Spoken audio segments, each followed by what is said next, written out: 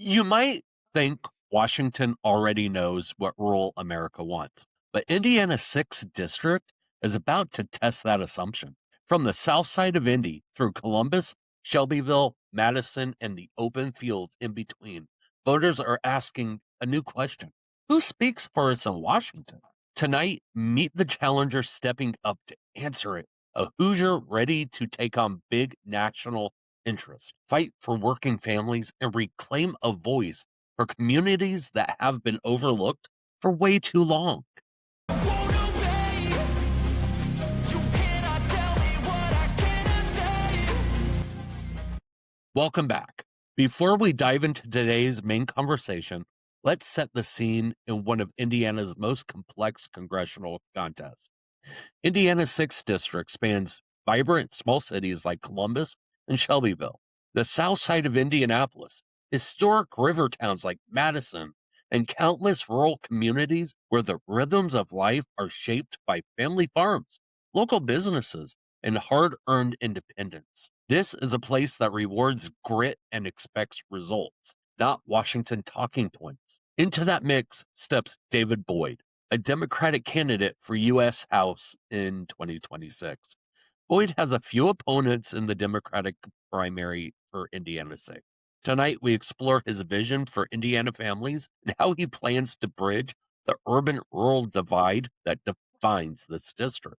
Whether you live in Columbus, Shelbyville, or the South Side, or out in one of the many small towns that make up this district, stay with us because the conversation starts now. David, welcome to the show. Thank you. I'm happy to be here. Let's start in with the 6th district stretches from south side of Indy through Columbus, Shelbyville, Madison. What do you see as the common thread that ties these communities together? And where do you think Washington has misunderstood them the most? I think the common thread that brings us all together is that we're all Hoosiers, number one. And then also, we all have the same shared experiences with the economy, access to healthcare, and jobs. I think that Washington is not missing out on what we're doing. I think our representative is not bringing our issues to the table in Congress. So I think that's the difference there. And that's something that I plan to change. Many rural counties in Indiana 6 feel ignored unless it's election season. What concrete policies would you push to improve rural healthcare access, broadband, and economic opportunity beyond tax incentives and slogans? Well, I know that with the one big beautiful bill, they cut the Medicaid funding, looks like about 130 billion or so, and that had a direct result on the rural hospitals that we have in Indiana. With these hospitals unable to be reimbursed for the care that they offer, that leads to closures of those hospitals. So one of the things I'll be fighting for is to restore that funding for Medicaid, and then also to push for increased funding for broadband deployment throughout the rural areas as well, and try to bring as much funding for those issues in the rural parts of Indiana as possible. Columbus and surrounding areas rely heavily on manufacturing. How do you balance protecting union jobs, attracting new industry, and preparing workers for automation and AI driven changes? Well, union jobs, they have to be protected. I was part of a union AFGE when I worked for the Department of Homeland Security. I understand the importance of union jobs. So those need to be protected. At the same time, you do want to bring industries into different counties. And I know that collective bargaining is great with union jobs, but you also have to have an area where you allow companies to roll out their initiatives for employees. And it's up to that employee to sign on to those terms and conditions of employment with that job. I think that's important for our district, that we can make sure that we are protecting union jobs while also bringing in new industries in that area. Indiana continues to struggle with hospital closures, mental health care access, and addiction treatment. What specific federal action would you take to ensure rural hospitals stay open and Hoosiers aren't driving hours for care? Going back to that bill we talked about, with us losing that funding, that is what is causing Hoosiers to have to drive so far for their health care.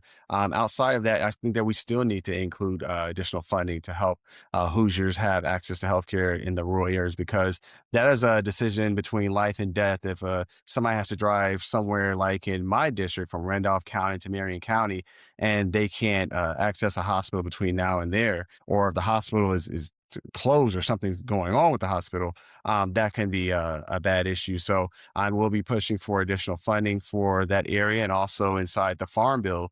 I know that that does address things like addiction treatment, and also mental health as well. So I would look at expanding that farm bill as well, so that we can get the resources we need in rural Indiana. From Shelbyville to Madison, families are feeling squeezed by housing, utilities, and groceries. What policies do you support to lower everyday costs without shifting the burden onto the working people? One of the things I will look at is pushing for us to roll back most of these tariffs that has had a recent that has had an effect on the prices that we pay here in America as of late. I would also look at a way that we can deal with some type of price controls. I think in this economy, people are having a hard time trying to buy food. They're trying to buy things for their kids and trying to buy clothing. I think that we have to put some price controls in there if that's possible. I will be pushing for those things in Congress, and amongst other issues as well. Indiana's 6th district includes dozens of agricultural counties,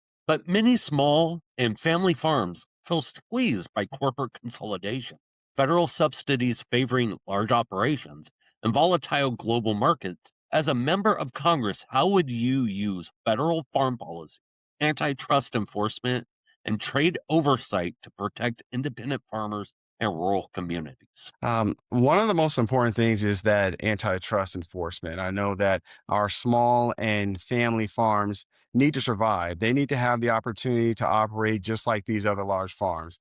I would try to push legislation that allows us to increase the subsidies for the smaller farms, just like we have larger subsidies for the larger farms, so that they can operate and continue on their family businesses. Those farms are actually like a legacy, and we want that to continue here in Indiana and also across America. Those enforcement tools need to be strong, they need to be robust, and I think we need to do a better job of enforcing that so that our farmers not feel like they're being pushed out of the market. They can continue to have their lives and the livelihood that they enjoy. From the south side of Indy to smaller towns around Indiana 6, infrastructure decisions are often made far away from the people affected. What role should Congress play in ensuring federal infrastructure dollars are targeted toward community needs like roads, bridges, water systems, broadband, rather than being captured by large contractors or political favoritism? I think that our congressmen and women have to speak up in regarding the infrastructure projects that they need funding for back at home. I think even with our representative, we have a seat at the table, but we're not really speaking up to say, hey, this is what we need here in rural Indiana in the 6th district. So that's something that I plan to change. I think that we can do a better job of making sure that the resources are there at all times. And if we have issues going forward, to petition for more funding for Indiana. Trust in government is low across the district. How would you practice accountability and transparency differently than what voters are seeing from Congress? I would not participate in congressional stock trading. I think that a lot of the American people don't believe that our Congress people are doing that with integrity. Or at least they feel like that with some of them. So I would not do that. And then also, I would hold consistent town halls in each county to find out exactly what's needed there and how I can be of assistance, and then work off of that. So I have an ear to the ground as what Hoosiers need in the 6th district. That's how I would be transparent and be as accountable as possible. Indiana has a very strong veteran population. What gaps do you see in VA services, mental health care, and employment support? How would you address them at the federal level? Well, we know what the Doge cuts last year. I believe it cut an estimated 30,000 employees, and that has led to reductions in staff there, and that causes longer wait times, and that also trickles down and affects our mental health treatment as well. So I would be working to restore the funding to the VA and also increase that funding so that they can have the resources they need. I think that we can do a better job of matching our veterans with jobs. I would love to see more of our public companies come forward to the table and be able to, whenever a veteran retires or they leave the military, there's some type of program they can step into, so that they can learn about the other company, and that way they can come on board and be a productive citizen. This district has leaned Republican for years. We're talking about Mike Pence, Greg Pence, all the Pences. Why should voters who are skeptical of Democrats believe you understand their lives? Why are you the right person at this moment to represent the 6th district? I believe I'm the right person at this moment because I understand their issues. And I know that the Democratic Party has usually been that party that wants to help other people, especially when things go wrong or when they're down. And we're at a point in America where a lot has gone wrong, and people are feeling pain in their pocketbooks, and they're feeling pain in different areas. And I believe that I can be the one that can fight for them. There's nothing that gives me more joy than spending my time fighting for the livelihoods and the lives of Hoosiers in the 6th district. And my goal is to improve their lives so that they can go on and not be so focused on politics all the time as we are now. So Americans can get back to the business of taking care of their families and just living life. All right, David, we've covered policy priorities and the big picture stuff. But here on Hold 'em Accountable, we don't let anybody leave without a little pressure test. So we're shifting gears. No long answers, no filibusters, no campaign trail politeness. This is a part of the show where we find out what you're willing to fight for, what you're ready to throw out with the political trash. Welcome to Hold 'em or Fold 'em. Let's see where you stand.